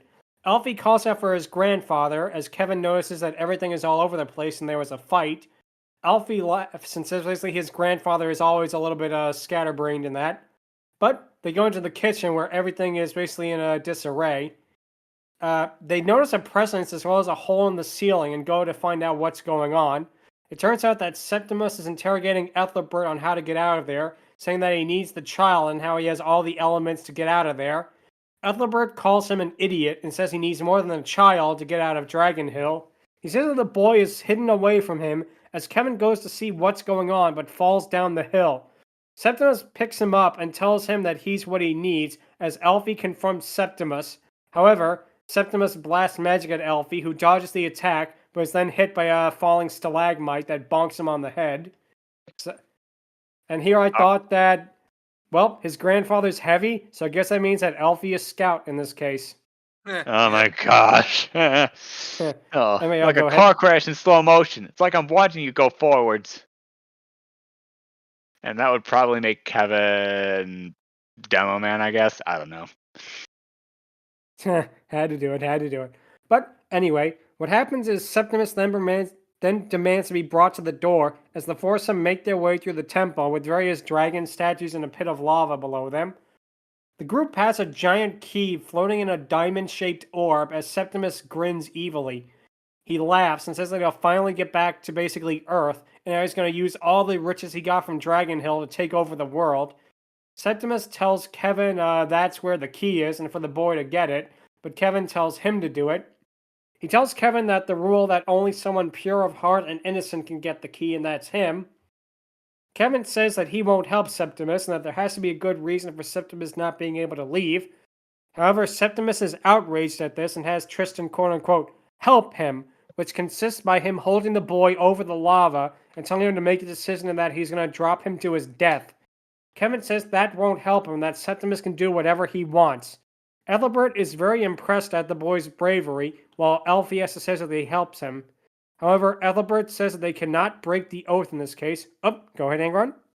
Basically, this is one of the few times Kevin actually does something sensible and stands his ground, which props to the Mad Lad for doing that, because Septic Tank definitely deserves what's coming to him next. Yep, we'll get to it. But Septimus then tries to convince the boy to grab it, that he has a vast treasure that they can share together. Kevin still says no as Septimus loses his patience, but before he can do anything, Elfie steps forward and says that he can get the key as well, as he has a pure heart as well. Septimus' reaction here is unintentionally funny, at least in the Spanish version, because of how much he stretches out the words in a way. And again, it's one of the few moments in the Spanish version that is unintentionally hilarious with the voice acting in a way. But Ethelbert says that he can't do it because of the oath, but Elfie says that he's not bound to it. And, go ahead, Shark. Yeah, even if he did say the oath, it wouldn't work because they don't have donuts for it. Oh, brother. Uh, Yep. But when Elfie reaches into the orb, and a really neat touch, his arm and hand turn CGI as well, which is a pretty unique way of doing it. I'm not going to lie. It kind of reminds me of something like out of the Pokemon movies in a way. Oh, go ahead, Shark. It made me think of the Treehouse of Horror episode Homer Squared. Holy macaroni! Yep. nice. Yep, I had to say it. But he go ahead, Math. Swear to God, a lot of this movie is just the director flexing at how good he is, say for the boat scene, with integrating CG and 2D together. Yeah, they definitely do a really, really good job with it. And again, for 2002, I'll even go so far as to say, look, this looks better than some movies that were released around the same time, like that mixed 2D and 3D for the most part. Yep. But what happens, of course, is that he holds up the key as it glows and a flash of white light arrives. Ken and Maud arrive in a makeshift go-kart, which does tie into the next movie, which you'll find out in a little bit, but when that happens, will happen. But Ken says that Elfie would be here. Maud is surprised that Ethelbert left the door open, but Ken says that's nothing new. The pair go inside and, like Elfie and Kevin, look for him as Maud says they might be in the kitchen. However, a huge white light flashes before them as they enter another room. It turns out to be made entirely out of gold and has all kinds of futuristic wires and kind of a spinning globe-like structures running through it. Which Oh, hey, they're in the TARDIS. I was gonna actually make a joke to the movie 13 Ghosts, but yours works way better. Yeah. But Septimus wonders what's going on, as Maud says that it's basically the CPU of an advanced computer system. When Septimus asks what that is, Ethelbert repeats himself while calling Septimus an ignoramus. I like how Maud is just completely impressed by this. Like, this is the most amazing thing that she's seen, and she teases Ethelbert about not telling her about this sooner. Go ahead, Math. I'm suddenly having flashbacks to that scene where they're saying, oh, we don't have any use for gold or gems or anything like that. And there's this giant computer room, and I'm like, boy, I think I found a use for him. Yep. Yeah, again, this was probably back in the day where they were huge into gold, and stuff like this honestly didn't matter in the present because at that point they just didn't care. They could magic people in, and it's all just like they could be there, but they couldn't exactly get out, especially with Ethelbert as the guardian. Oh yeah, definitely. And again, I do like how they tie into it, because Ethelbert says this is part of the secret of the Guardians. That basically, Maud basically says she never knew that the dragons used such advanced technology. Ethelbert says that the dragons are much more advanced than she thinks, but they found that the technology wasn't really necessary for them, and that they only use it for secondary uses like this, which, seeing the way like technology is done with us these days, yeah, I can kind of see his thinking there. I so desperately want to go there. Same. Think who wouldn't? But Septimus doesn't because he's annoyed at this and he wants to get out of there. As Maud decides to help him, Ethelbert basically tries telling her that Septimus is evil, but Maud says that it's Christmas, which is like, oh yeah, this did take place during Christmas. Very bizarre, to say the least. It's like they bring it up twice and then never again. So technically, this is more of a Christmas movie than Die Hard in a way. Indeed. But that it's the time to be generous in that, and that it's time for Septimus to get out of there. He calls Ethelbert an old fossil and says that he won't miss being there, then tells Tristan to get all of the treasure. Maud tells Elfie to go down and give her what's in his hand. He asks her what it is, and it turns out, in a really neat touch, the key is actually a CD-ROM, which, again, really clever way of kind of subverting things there, you know? Yeah, I'll bet. Yep. She asks Yeah, us... reminder, they have technology. Yeah. Well, didn't don't know all I work. can do. Sure. But yep, she basically asks for Septimus and Tristan to step on the platform while she starts the process. Elfie finally asks his dad what he's doing here, and his reaction of, oh, your mother told me to, in the Spanish version is really funny, you know? Yeah. Maud asks where Septimus wants to go, and he says that he wants to be somewhere surrounded by the sea, and that he's always loved it. But we then see why in a little bit. She punches in some coordinates as she then needs the access code. Ethelbert refuses to give it to her, but Elfie does, telling Ethelbert that he talks in his sleep and that he picked it up from him, which turns out to be Merlin, which brings up some other interesting connotations here. But Maud tells him that they're leaving as Septimus calls them all idiots. Ethelbert says that Maud is making a mistake, but Elfie tells him to trust her. She presses the button as, in a cute reference, the way they get out of there is like the teleportation on Star Trek, which, really cute little reference there, you know? But Elfie is amazed that they disappeared as Maud walks up to them and tells them that they have to make dinner now. She and Kevin introduce each other as she talks about how she came from the 21st century, but being in Dragon Hill is much more fun. We then get another really funny, understated reaction with Ethelbert just glaring at Ken, who just like goofily just shrugs and grins like, I don't know what to tell you, man. I didn't want any part of this. Oh, man. And yeah. He's just there vibing, and all of a sudden he just doesn't exactly read the room. Exactly. It's like him just being like just there is so hilarious in a lot of ways. But we then cut to Elfie's house with snow coming down. Gala is amazed at how good Kevin can cook, as Elfie says that he's got a lot of hidden talents. Maud asks if Ethelbert is mad, as he mentions that he's not, although he looks really upset. He thinks that she acted way too rash back there, but she says that she put Septimus and Tristan in a place where they can't do any more damage to anyone. As he asks where, Vivian says that it's snowing as they all run outside to see it. Maud asks if it was Ethelbert's doing, and he says how much the kids love the snow. And I do like also the moment Elfie says that it always snows on Christmas in Dragon Hill, which really sweet little touch there that it's Ethelbert's doing for that as well. She says basically to lead the family to their fun, and they all play chess together. Ethelbert wagers that if he wins, she'll tell him where she sent Septimus and Tristan, but she says that she'll win and he'll never find out. We then see various shots of Dragon Hill in the snow and basically the beauty of the place before we cut to the middle of the ocean, because, yep, this is what she did, people. She sent Septimus and Tristan to the middle of the ocean on a really tiny desert island. Yeah, he said he wanted to be by the sea, but he didn't specify where exactly by the sea. So, mad props to that. Also, Ethelbert and Maud's rivalry, just good lordy, I love it. Yeah, and like I say, it's a really fun character dynamic between them, and I like that they did that. Oh, go ahead on Math. To keep the running gag we often have going, the island that he's transported to it looks very reminiscent to Oh, etc. I knew it.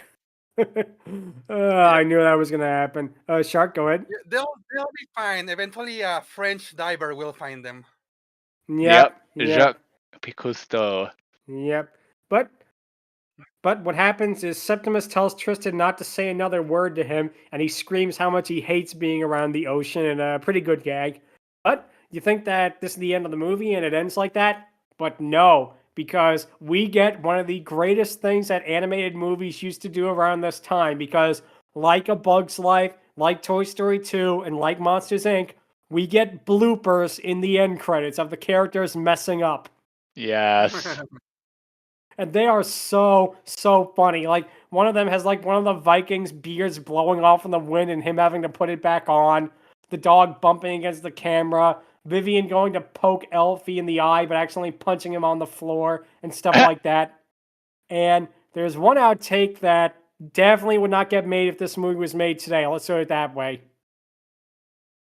Oh yeah. With the male squirrel and the female squirrel. Oh yes. Yeah, I know what you're that- talking about. We're not going to go into it, but yeah, it's one of those things that you could definitely tell us was made during a different time period. Yeah, But- this is definitely a moment that would make Pepe Le Pew look more credible. I'll put it that way.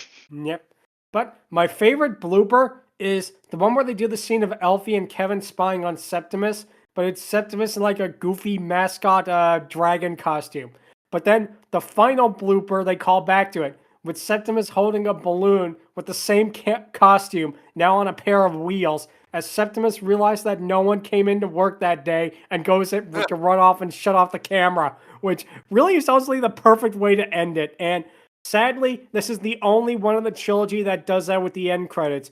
The second and third ones have more traditional ending credits, which really kind of a shame because it gives so much fun to the movie when they do that. Like, if Pixar stopped doing it, at least these guys could have kept the tradition alive. But regardless. Definitely.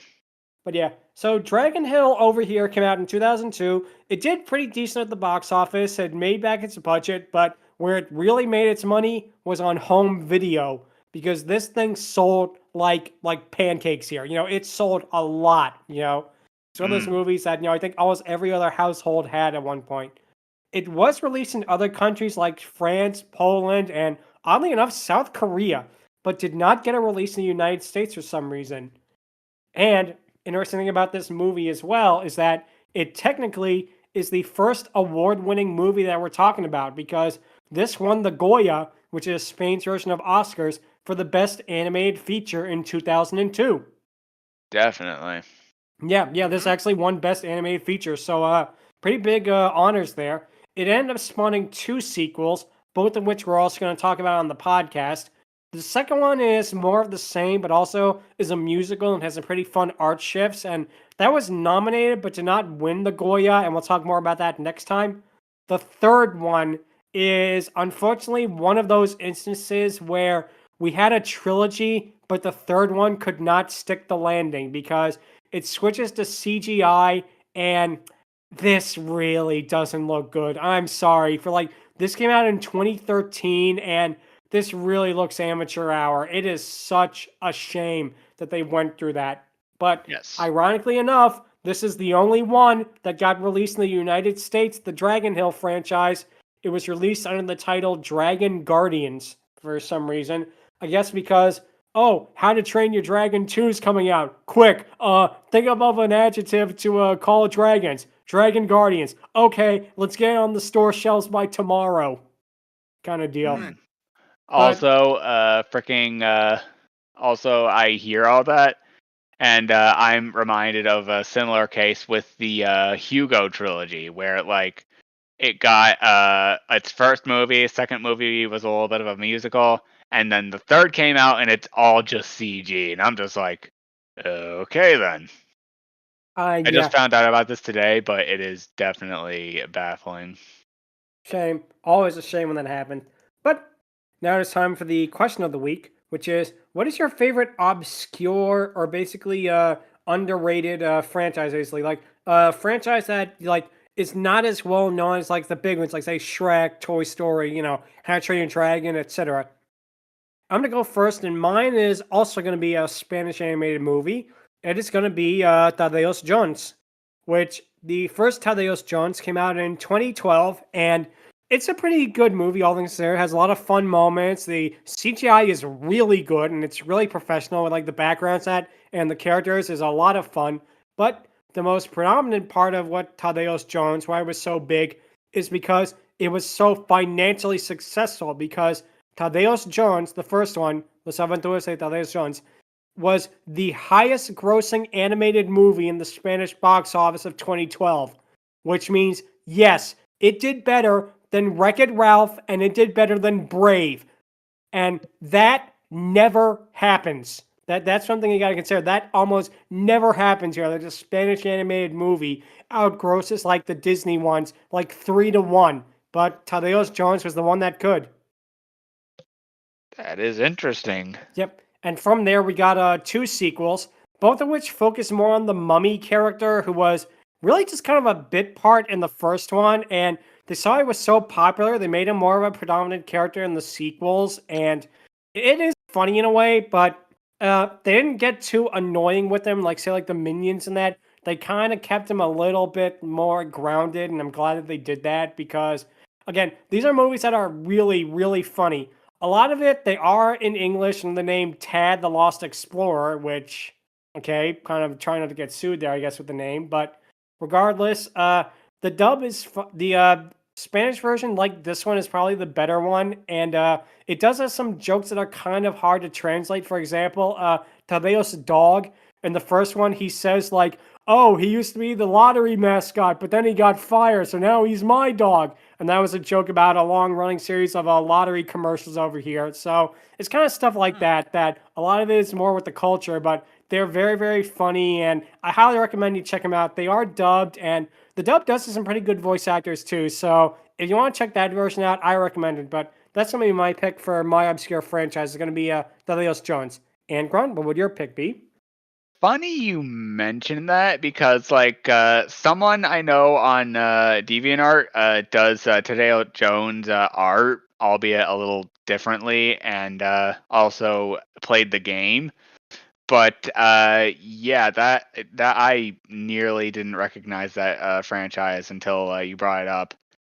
As for my, oh dear, as for obscure stuff, um.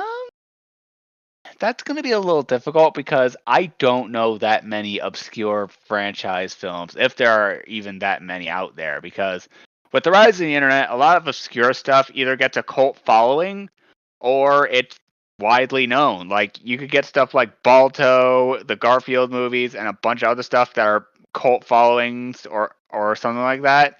Or you get something like Minions, Shrek, and fricking How to Train Your Dragon. Everybody knows about those. So it's a little hard to figure out a good obscure one, but then again, you could say that, like, if it's relegated to just one country, I could ultimately say that that could honestly count. So, for all intents and purposes here, in lieu of, say, trying to have in lieu of Lupin the Third, which was one of my ideas, which everybody more or less knows about it, it's not that obscure.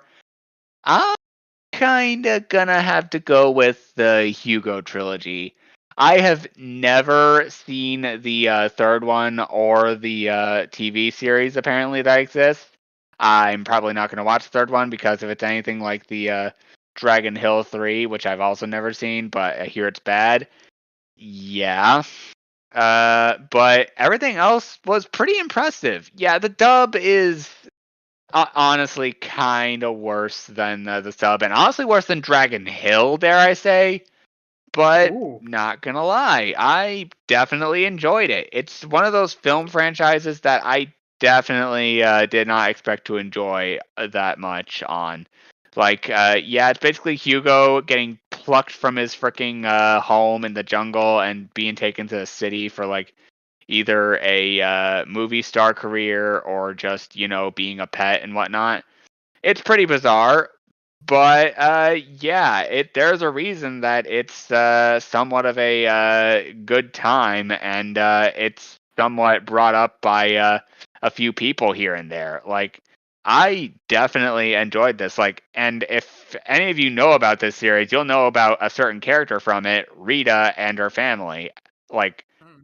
good lordy, that was a good lordy. It's a very fun series. Like, the characters are amazing, and the story definitely, and the animation as well, definitely is a pretty interesting one. It's definitely Bluth-esque, though it's not completely ripping off the Bluth style, fortunately. So for that reason, I'm gonna say the Hugo series.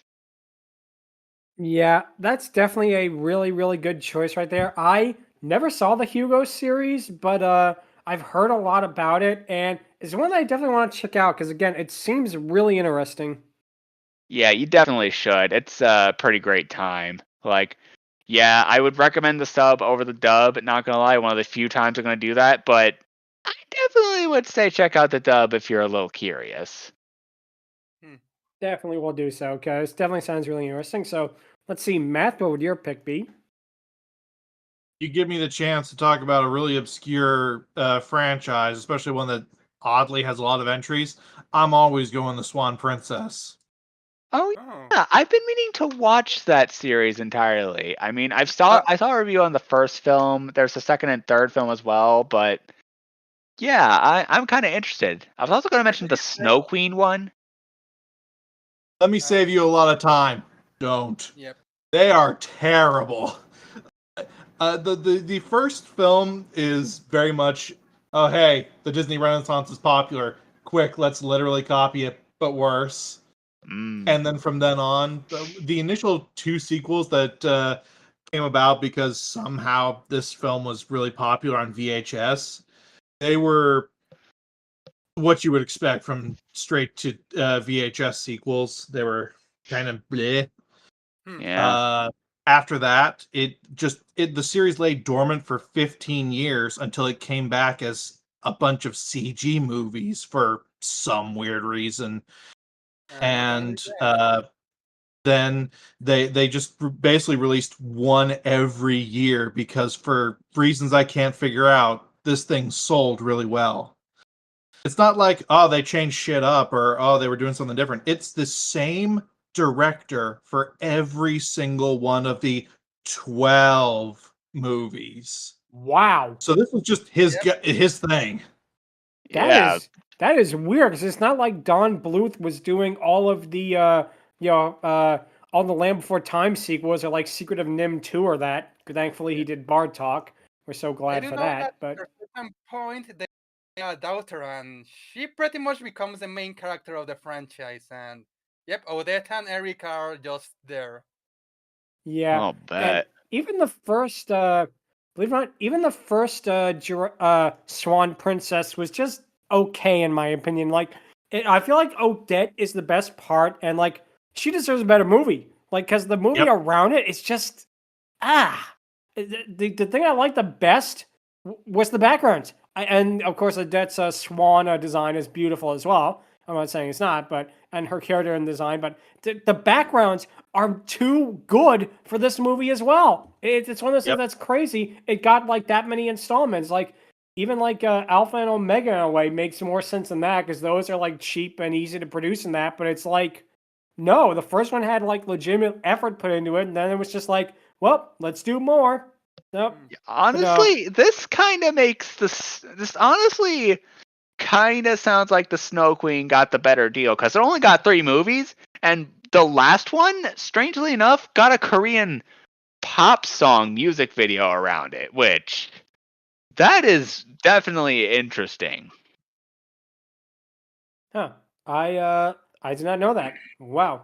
Yeah, That I is, went to a ramen place. I saw the video playing. I heard the music. That is how I got reacquainted with the Snow Queen series, which is definitely a way to get acquainted. But hey, weirder stuff's happened. Yep, definitely. But yeah, no, that's definitely a good choice right there, especially with like all the sequels it has, and they're still making them. That's the thing that's crazy. Like they never stopped. What? Officially speaking, they have stopped now. The 12th one was allegedly the last one. I say as I would not be shocked if they came back again because these seem to be money printer go brr movies. Yeah. Sure, I could definitely see This that. makes but- Land Before Time look credible by the sound of Yeah. it. Yeah, it kind of does. Yeah. Yes. Yeah. And we'll do more about the Land Before Time ones later, but yeah, that's a great choice right there. And Shark, what would your pick be? Well, this is interesting. Because over here in Latin America, there's a Chile show from Chile that became really popular in the whole Latin America community, and mainly it started as a show, but it got movies. In fact, they're going to. I think this year there's going to be a Christmas movie. It has live shows, it has music CDs and all that stuff, and it's a puppet show called 31 Minutos, or in English 31 Minutes. It's really fun because it's a puppet show about a news broadcast, and well, the main character is the main guy who gives the news. There's the guy with the green note. That's all about nature, but you have the assistant, you have the niece of the protagonist that becomes popular. I think what's really fun is the humor. Well, because it gets like it's dark humor, black comedy. There's a lot of it. Like there's an episode where they have to advertise to keep their studio going, and they get like these glass bottles, but one of them caught, and it's all right. You can see the characters bleeding, and then they start fighting Oh with them. And it's like, God. yep, and it's like, oh, what's going on here? But I'm sorry, what's the name of this series? 31 minutos, 31 minutes. 31 minutes, and I mean, outside of that, there's like the work in the puppetry. It's like, wow, each character has so many unique designs. They move different. They have like one is irregular like puppet, but they have they have this superhero that it's a sock, literally a sock puppet called Calcetín con Rombos Man, and it's like, yep. Yeah, This that's all sounds the like variation. Spain's answer. This honestly sounds like Spain or Mexico's answer to Mongrels or the Muppet Show, and I'm just like, huh? The show is from I- Chile. The show is from Chile. I definitely gotta American check this then. out because this sounds really Yeah. good. It's really fun. It Mm. has 4 seasons, really well made, and it's like all the characters are funny. What they do, like, oh, this character went to a museum that shows like how stuff works. They have like this quote unquote war section that is between two like brands of cans, and like they shoot one and they bleed spaghetti, they bleed tomato sauce, and it's like, quick, get the spaghetti or something like that. And yep. Hmm. And yeah, every episode ends with a musical ranking that they actually made songs, and all the songs are really catchy there.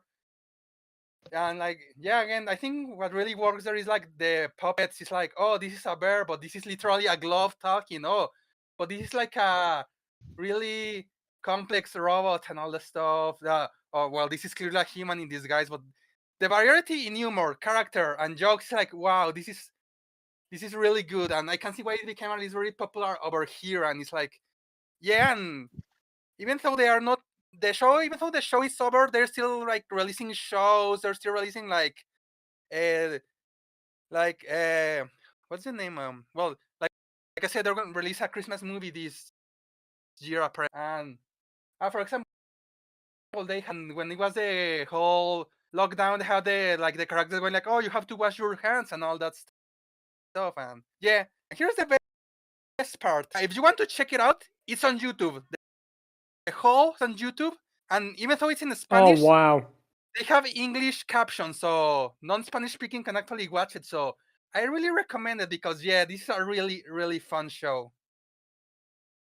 I'll bet. Yeah, I definitely got to check that out because that sounds really hilarious. Because wow, that style of humor is like right up my alley in a lot of ways. So yeah, that sounds great. Really check it. Yep. Yeah, definitely will. So now it is time. We talked about some pretty interesting franchises here. So now it is time for the quote unquote patent pending Dragoness Scale, where we rank the Dragonesses and see what they're doing. We're going to be doing Gala and Vivian in this case, and Gala is going to get a very high score for me because I am going to give her an 8 out of 10. Now, keep in mind, we're basing this on the original language, Spanish version of them, not the dub. I'm giving her an 8 out of 10 because, well, number one, obviously the figure. Yes, I have to admit I am petty like that. But also, I feel like, she's kind of in the same vein as like Nicole Watterson in a way, in that she's a mother that has to deal with this like really crazy family. And for what it's getting at, it really does work. Like, she's not as fleshed out as, like, say, the other dragons in the movie, and then like Elfie or that. But at the same time, they give her just enough to where I think you really get a good feel of her character in that. Now, Vivian, on the other hand, I'm going to give her probably a 7 out of 10. And that's because she has pretty much a lot of the pluses of her mother in that. But yet at the same time, her kind of bratty-ish nature does kind of hurt her score a little bit. With that being said, it does tie into the character, and it does make total sense. So that's why I'm going to give her that. And I can't give her as high of a score as her mother, but at the same time, I feel like the dragon design as a whole is so well done that they would get like easily more than 5 out of 10 before, like, if they literally did nothing. If they were just background characters, they would at least get that on design alone. But the characterization, that's why I'm going to give Gala a 8 out of 10, and Vivian gets a 7. So, Angron? Yeah, I'm also going to go on the 8 train for Gala. Like, sub and dub aside, her character doesn't really do too much.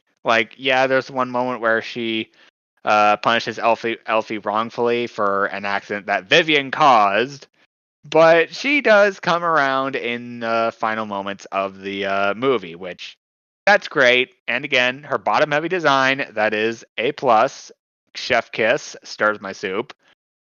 Yeah, but Vivian, I'm gonna be a little less charitable towards. I'm giving her a 6. Like, the moment she basically snuck off and got Elfie in trouble was the moment where she kind of lost me. Yeah, there was that one moment where she did ultimately show a little bit of concern. Like, she's still his sister. She still somewhat cares for him in spite of, having a possibly a chubby boyfriend and basically, being the girl dragon of the family. But yeah, that alone doesn't really do too much for me. So yeah, Gala's an 8. Vivian is a 6. She's not terrible, and if she had more time, she probably could have done worse or better. Same with Gala. But yeah, those are going to be our rankings. Yep, definitely I see where you're coming from with a lot of that. So, let's see, Matt, what would you give them?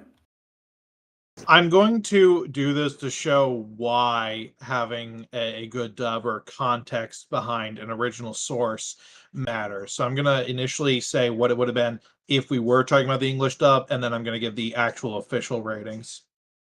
So first off, and this applies for both of them, I'm the odd man out here. I did not like the hairstyles. Yeah, There's something I feel about that. it that it just did not look good, in my opinion. It was a bit more acceptable on Gala, but with Vivian, especially because it was longer than her entire body, it just looked really weird and off, and I didn't like it. So that takes off a bit of score for that. In the dub, both of them are insufferable. Both of them are terrible characters.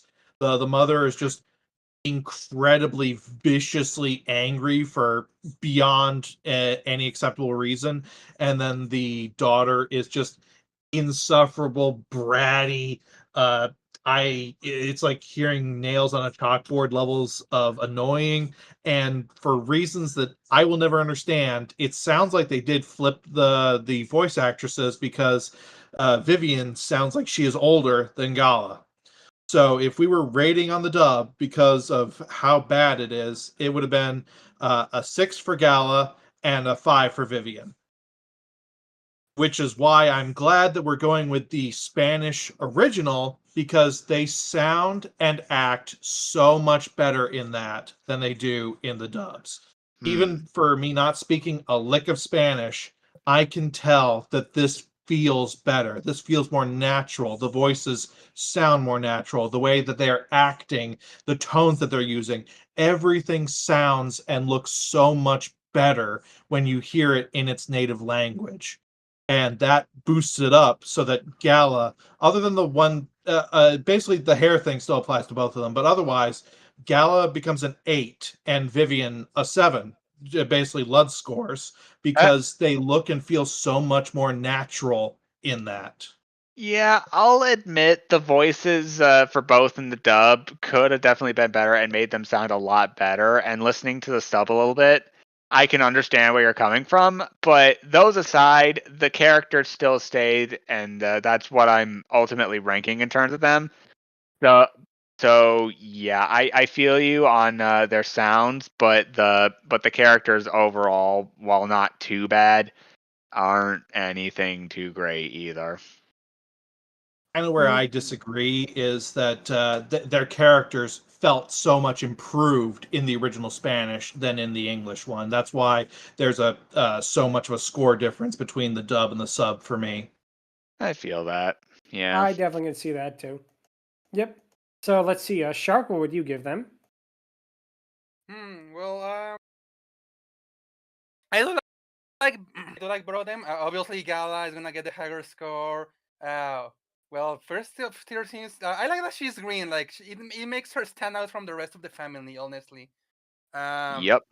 We don't get to, as you mentioned, we get the Nicole Watterson vibes, but at least she doesn't have the most negative traits of that character. I have to point out the obvious. Damn boy, she's thick. Yep, she sure Absolutely. is. They had fun with her. Let's do it that way. Absolutely. Yeah. The hair, I call it both ways. Like I can imagine a hair without hair, and I still think it will look around the same. And yeah, for what we see about her is really good. The only issue is that she does not have much screen time. Honestly, like she's like only family member missing at the end, and Yeah, well, that's a big issue. She needed more time. Vivian a little less so, but Gala 100%. I'm well, almost positive she has more in the sequel, so we'll definitely see about that then. yeah, I'm Oh gonna boy. mention that. Lou did mention that she's gonna have more. She has more screen time in the sequel, so for now she's great. She's fine, but I can see her with anything more than an 8 out of 10. As for Vivian, Okay. more or less the same. Like, okay, she does get a little bit more to do, but and for that character that's supposed to be the bratty little sister, well, it could easily be worse, but alright. So she was fine, Mhm. but she does get she does get a little bit awful at times, but not so much. So I'm also I'm gonna keep the basically the 8 and 7 score that she has been getting with both It's all of good. them. It's all good. Nice. Yep. So yeah, this is a really interesting episode, and we'll definitely do a Dragon Hill both part 2 and part 3 in the future, and definitely looking forward to talking about that. If you have any questions, or if you want to tell us why you would rather live in Dragon Hill, feel free to email us at fiarydiscourse@outlook.com. Visit us on Twitter at twitter.com/fiarydiscourse. Visit us on Blue Sky at Blue Sky Fiery Discourse. Be sure to subscribe to the Fiery Discourse YouTube channel and subscribe to the playlist. Like and hit that bell icon for notification. Any and all comments are appreciated. Also, one of our co-hosts, Lucky Evie, is looking to get to a group home in the UK. That'll be in the description for anyone who wants to help. Next week, we'll be talking about the 2004 mockumentary Dragons, a fantasy made real, also known as The Last Dragon, also known as a bunch of other titles, but this is noticeable for two things. Number one, it's a documentary about what if dragons were actually real and what happened to them and how they lived in that. And number two, it is narrated, at least in the US version, by none other than Patrick Stewart himself. Yep. Hey, Peter. Yep. So we got to see Troy as a dragoness. Now we get to see Picard narrate about dragonesses. So it's kind of an interesting trade-off right there. But that'll be it for this week. Until then, thank you all so much for watching and take care. Later. Okay. Don't. Adios. See you all next week.